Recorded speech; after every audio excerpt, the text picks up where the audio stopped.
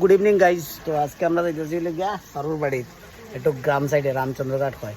তো চলি তাড়াতাড়ি যাই। তো গ্রামের পথে আমরা সবাই গ্রামের পথে রওনা দিছি। এই জায়গাটার নাম কি তারে? রামচন্দ্রঘাট। রামচন্দ্রঘাটে যাইবো আমরা।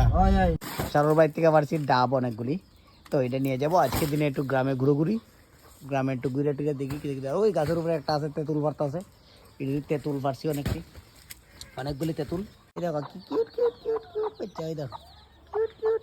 এখন কিছু সবজি তুলে নেবো এখান থেকে কিছু বাঁধাকপি টাধাকপি তুলে নিব।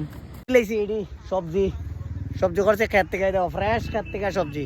তো সবজি লোয়া শেষ, ব্যাগ আমরা তাড়াতাড়ি আই পড়ছি। দেখি কিনা কিনা আনছি আমরা তাই।